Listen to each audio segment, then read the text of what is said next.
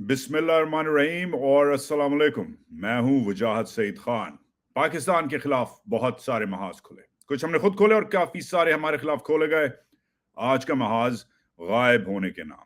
माजरत खा हूं, पिछले 3-4 दिन से मैं गायब था। एक अहम स्टोरी पे काम कर रहा था जिस पे मैं महीनों से काम कर रहा हूं, मगर पिछले 3-4 दिन इस स्टोरी को फाइनलाइज करने में वक्त लग गया। मगर मेरा 3-4 दिन गायब क्या होना, ये स्टोरी जिस शख्स के बारे में है वो खुद पिछले साल तकरीबन 140 दिनों के लिए गायब था।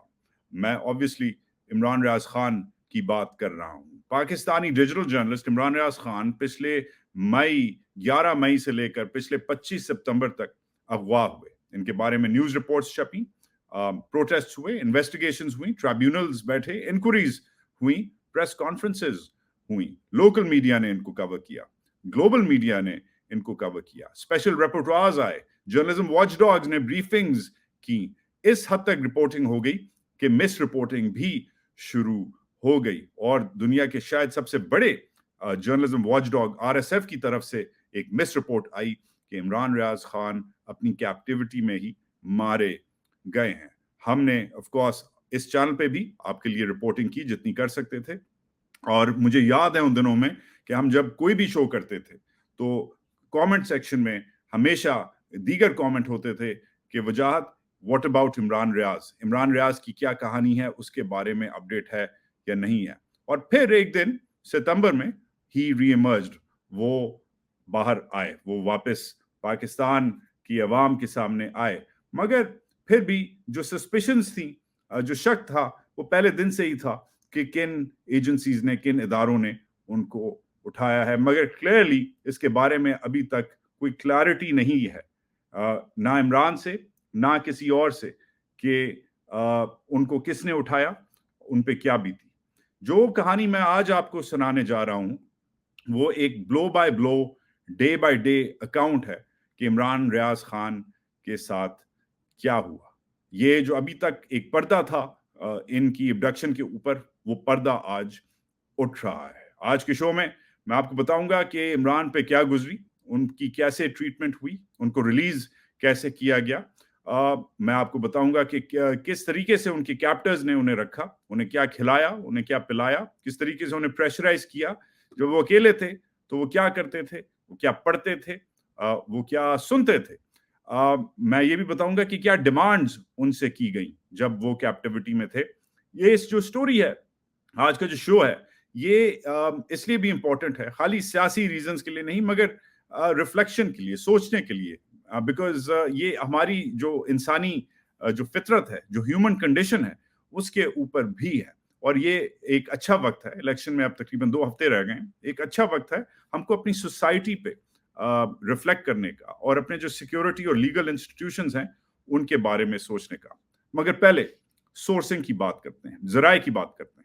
जो जराए हैं हमारे इस स्टोरी के लिए, उनके पास फर्स्ट हैंड नॉलेज है कि इमरान रियाज खान की जो अबडक्शन है उसमें क्या हुआ, इस केस में एग्जैक्टली क्या हुआ, इस जराए के पास ये इंफॉर्मेशन है। इस जराए का नाम नहीं शेयर हो सकता सिक्योरिटी पर्पसेस के लिए, बिकॉज जो जराए हैं वो अंडर थ्रेट हैं।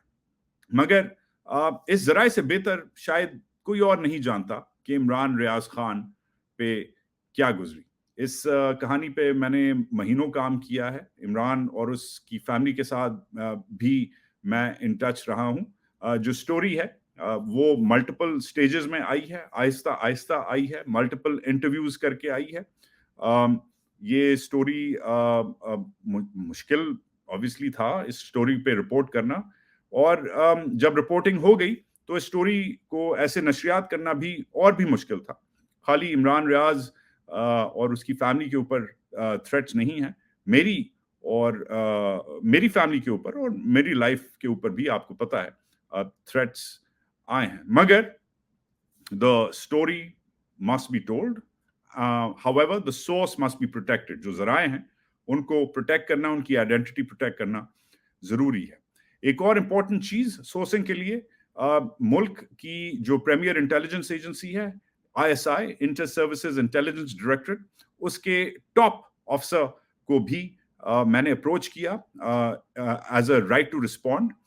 یہ ایک ایتھیکل سٹینڈرڈ ہوتا ہے جرنلزم میں کہ جب آپ کے پاس کوئی سٹوری آتی ہے ایک سورس سے تو دوسرے سورس کے بارے میں, تو آپ دوسرے سورس کا ہمیشہ ورژن لیتے ہیں کہ بھائی آپ کے بارے میں یہ سٹوری ہے, آپ کا کیا خیال ہے, آپ کا کیا ورژن ہے, آپ کا کیا پرسپیکٹیو ہے.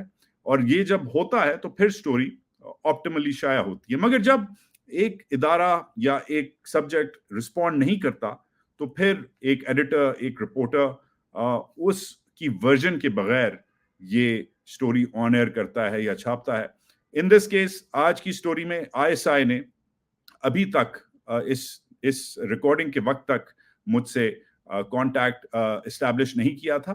میں نے ایک بار نہیں, 2 بار نہیں, 3 بار ایک ٹاپ ISI کے آفسر کو یہ میسج دیا کہ یہ سٹوری آئی ہے اینڈ آپ کا اس میں جو ورژن ہے وہ ضروری ہے, مگر the ISI has not responded to this story. So ہم نے اپنی ڈیو ڈیلیجنس کی ہے, ہم نے اس سٹوری کو کراس چیک کیا ہے اور اب ہم آپ کو اس کراس ایگزامینیشن کے بعد, فیکٹ چیکنگ کے بعد یہ سٹوری آپ کے سامنے لا رہے ہیں. شیئر کریں, لائک کریں, سبسکرائب کریں, کامنٹ کریں اور انڈیپینڈنٹ جرنلزم کو سپورٹ کریں. اور شروع کرنے سے پہلے اگر آپ کے ساتھ آپ کے بچے ہیں تو میں ریکمینڈ کروں گا کہ ویور ڈسکریشن اڈاپٹ کریں, کیونکہ کچھ جو چیزیں آپ سنیں گے اس سٹوری میں وہ بچوں کے لیے کم از کم جو ہے وہ ایڈوائزبل نہیں ہے. Okay, let's begin with the abduction itself.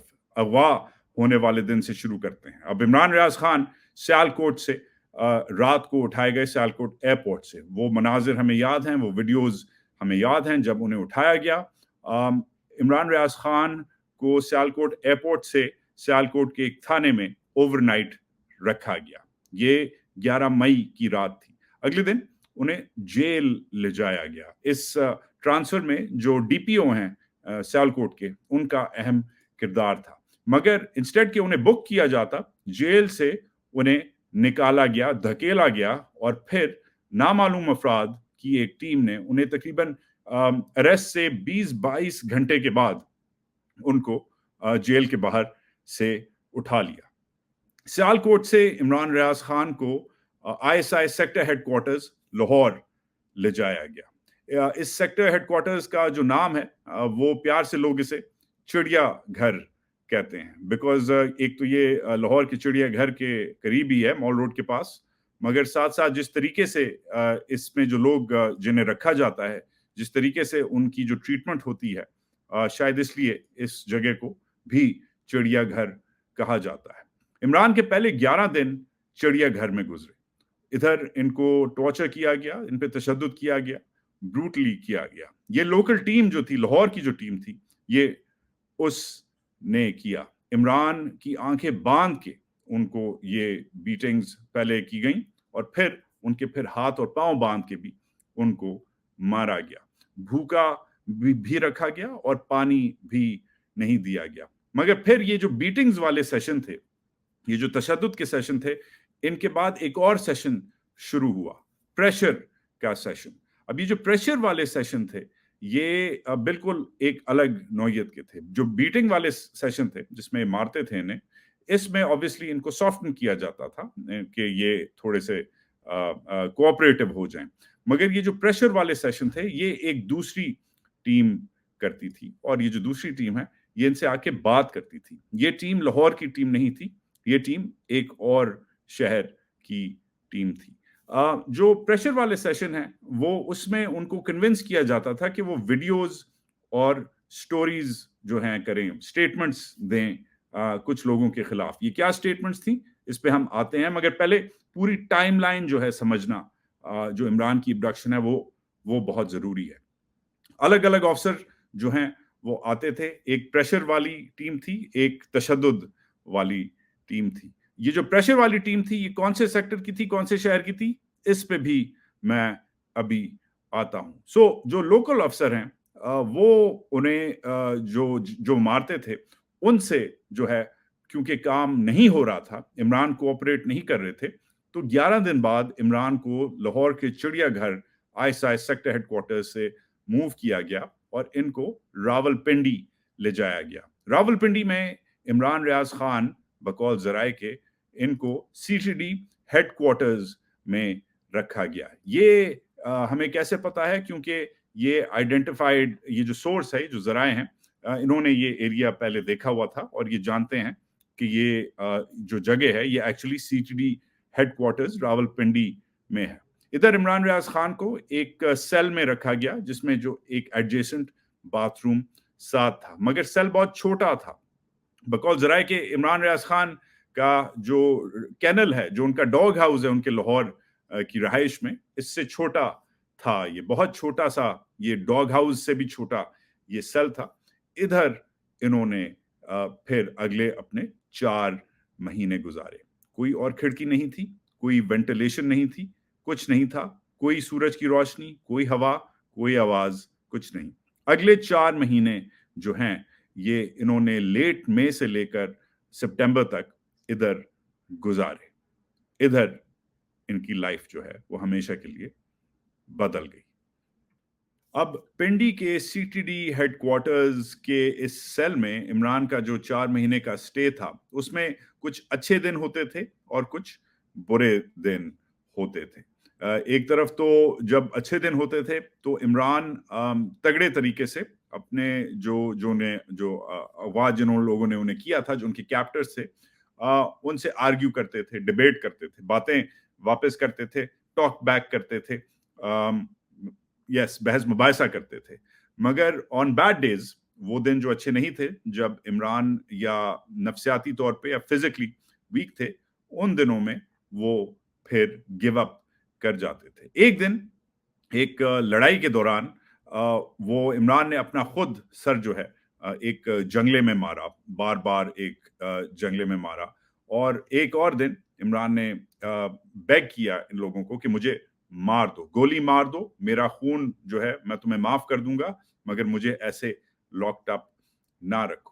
کچھ دن ایسے ہوتے تھے کہ عمران ایموشنل بھی ہوتے تھے. 14 اگست کا دن تھا جب عمران نے پاکستان کا ایک جھنڈا یا جھنڈی مانگی اپنے کیپٹرز سے اور ان کو منع کر دیا گیا. He was refused.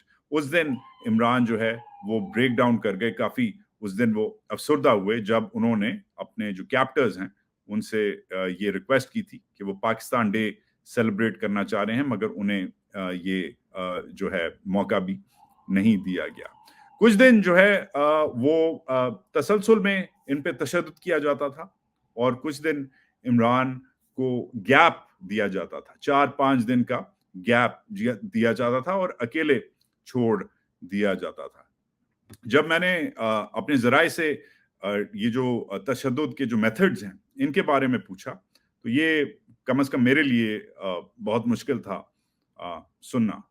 میں ایکسپیکٹ کر رہا تھا کہ وہی جو ہم نے ہالی ووڈ اور بالی ووڈ کی فلموں میں دیکھا ہے کہ ناخون نکالیں اور کرنٹ ماریں، ایسا کچھ نہیں تھا. عمران کو باندھ کے، ہاتھ اور پیر باندھ کے یا دروازے پہ باندھ کے، عمران کو پٹی لگا کے پروبیبلی ایک ووڈن انسٹرومنٹ سے، یا کوئی بیٹ تھا یا کوئی ڈنڈا تھا یا کوئی بٹان تھا، اس سے عمران کو مارا جاتا تھا. وی کانٹ بی شور کہ کیا ہو رہا ہے، مگر ان کو بلائنڈ فولڈ کر کے پٹی لگا کے عمران کو مارا جاتا تھا.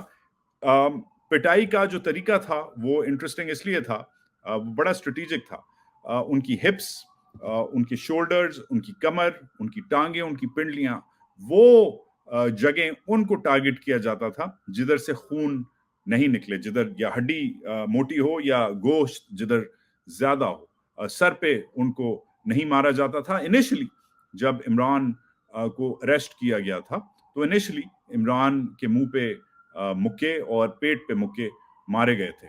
انٹرسٹنگلی جو الگ جو اور بھی ابڈکشنز ہوئی ہیں حالیہ تاریخ میں پاکستان کی، اس میں ایک جو حالت کی جاتی ہے جس بندے کو ابڈکٹ کیا جاتا ہے کہ اس کو ننگا کیا جائے، اس کو اسٹرپ نیکڈ کیا جائے. اب اس کی ایک سائیکولوجیکل بھی ایک ویلیو ہوتی ہے ٹارچررز کے لیے، ابڈکٹرز کے لیے، کہ بندہ سائیکولوجیکلی جو ہے وہ امبیرس ہو جاتا ہے، اشیمڈ ہو جاتا ہے، ویک ہو جاتا ہے، ولنریبل ہو جاتا ہے، ایکسپوزڈ ہو جاتا ہے. Imran was not strip naked. Imran کو انہوں نے ننگا کر کے نہیں مارا. شاید اس لیے کیونکہ وہ عمران کو سائیکولوجیکلی سمجھتے تھے کہ دس مائٹ ڈرائیو ہم اوور دی ایج، اور شاید وہ عمران سے کوآپریشن چاہ رہے تھے، اور وہ چاہ نہیں رہے تھے کہ یہ جو ہے یہ بالکل ہی ہماری جو ہم یہ حد جو ہے ہم پار کر دیں. مگر عمران کی مدد کی اس کے اغواکاروں کو ضرور جو ہے مدد کی ضرورت تھی، اور وہ اسے خالی توڑنا نہیں چاہ رہے تھے مگر اس کی کوآپریشن بھی چاہ رہے تھے. اندر عمران کو کبھی کھانا ملتا تھا، کبھی نہیں ملتا تھا. کچھ دن عمران ریاض نے روزے رکھنا شروع کر دیے. کبھی جب وہ بتاتا تھا کہ میں روزہ رکھ رہا ہوں تو نہ سحری ملتی تھی نہ افطاری ملتی تھی. اندر کچھ پڑھنے کو نہیں تھا سوائے قرآن شریف کے، نہ کوئی کتاب، نہ کوئی اخبار، نہ کوئی ٹی وی. صرف اسے قرآن مجید دیا جاتا تھا، اور پھر صرف نماز کی پرمیشن جو ہے وہ دی جاتی تھی. اب وقت کا اندازہ لگانا مشکل تھا کیونکہ کوئی سورج کی روشنی نہیں تھی، کوئی ہوا نہیں تھی، کوئی آواز نہیں تھی، کوئی گھڑی نہیں تھی، کوئی انٹرنیٹ نہیں تھا، کوئی ٹی وی نہیں تھا وغیرہ. تو اس لیے اپنی جو نماز کا جو تسلسل ہے اس کے تحت ہی عمران جو ہے اپنے جو دن ہیں وہ اندازے سے گزارتا تھا، اندازے سے سوتا تھا، اندازے سے اٹھتا تھا. اب یہ جو تشدد والی جو اسٹریٹجی تھی کہ کسی دن کچھ دنوں میں زیادہ مارو، پھر گیپ دو، پھر کم مارو، یہ کام نہیں کر رہی تھی. عمران کے جو اغواکار ہیں، جو اغوا کرنے والے ہیں، وہ انہوں نے پھر اپنی جو اسٹریٹجی ہے، اپنا جو رد عمل ہے اس کو بدلا، اور پھر عمران کو انجیکشنز دینا شروع کر دیے. عمران کو ایک ان نون ڈرگ سے کم از کم 2 یا 3 بار انجیکٹ کیا گیا ان کی ابڈکشن کے دوران. یہ پاسبلی اس لیے تھا ذرائع کے مطابق کہ وہ ان کے ساتھ کوآپریٹ کریں، مگر عمران نے پھر تیسرے انجیکشن کے بعد منع کر دیا، اور پھر عمران نے انجیکشن جو ہیں وہ ایکسیپٹ نہیں کیے، اسٹرگل کیا، ریزسٹ کرتا تھا وہ انجیکشن. جب وہ انجیکشنز کو منع کرنے لگ گیا، روکنے لگ گیا، لڑائی کرنے لگ گیا عمران ان سے، تو پھر عمران کو میڈیکیشنز، اورل میڈیکیشنز جو ہیں وہ انہوں نے کھلانا شروع کر دی، جو منہ سے جو گولیاں کھاتے ہیں. یہ ایک کاکٹیل، عمران کو روز ایک کاکٹیل ملتا تھا میڈیکیشنز کا. اس میں تقریباً 11 سے 15 الگ الگ گولیاں عمران کو دی جاتی تھیں.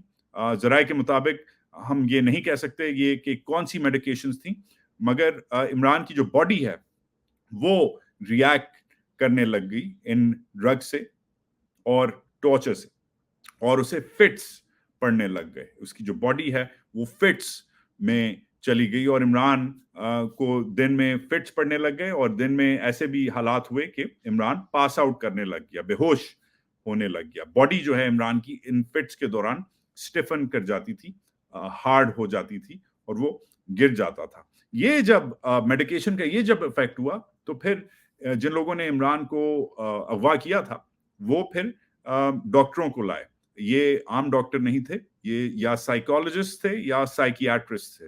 اٹس انکلیئر کہ ذرائع کو یہ نہیں پتا کہ یہ کون سے قسم کے ڈاکٹر تھے. ایدر ویز یہ سائیکالوجسٹ یا سائیکیاٹرسٹ عمران کو اینالائز کرنے لگ گئے. ساتھ ساتھ عمران کو ریلیکس کرنے کے لیے انہوں نے ٹرینکولائزرز بھی دیے، وہ دوائیاں جس سے جو باڈی ہے وہ ریلیکس کرتی ہے، دماغ بھی ریلیکس ہوتا ہے. اس کو ذرائع کو شک ہے کہ یہ جو انالیسس تھا ان ڈاکٹرز کا، اور یہ تقریباً 4-5 سیشنز ہوئے ہیں ذرائع کے مطابق، یہ جو دماغی ڈاکٹر آپ کہہ سکتے ہیں، سائیکالوجسٹ یا سائیکائٹرسٹ، یہ جب آئے ہیں تو اس کے بعد جو ہے ٹرینکولائزرز کی جو رجیم بنی ہے کہ اس کو باڈی کو کام کرنے کی، اس کے بعد بھی عمران کی جو بیٹنگز ہیں، جو تشدد ہیں، وہ ان پہ جاری رہا. اور آبویسلی ہونا یہی تھا کہ ان کی جو باڈی ہے وہ ڈیٹیریوریٹ کرنا شروع ہو گئی. عمران کے فٹس جو ہیں وہ ان کو فریز کر دیتے تھے. کھانا جو ہے ان کی جو ڈائٹ ہے وہ کم ہو گئی. 25 کلو وزن عمران ریاض خان نے لوز کیا ان دنوں میں. اور وزن لوز کرنے کے علاوہ ذرائع کے مطابق ان کا جو ذہنی توازن ہے وہ بھی انہوں نے لوز کیا. ذرائع کے مطابق عمران ریاض خان نے اپنے آپ کو سیلف انجری کرنے لگ گئے, اپنے آپ کو مارنے لگ گئے. ایک دن ایک بحث کے بعد عمران نے جنگلے میں اپنا بار بار سر مارا, کہا کہ مجھے چھوڑ دو, اور پھر جنگلے میں اپنا سر مارا. ادھر جو گارڈ کھڑا تھا, جو سنتری کھڑا تھا, حالانکہ وہ ویپن لے کے, بندوق لے کے کھڑا ہوا تھا, وہ خود چونک گیا, وہ خود ڈر گیا جب عمران ریاض خان نے اپنا سر پھاڑا. اور اس دن عمران ریاض خان نے ریئلائز کیا کہ یہ اسے ماریں گے نہیں.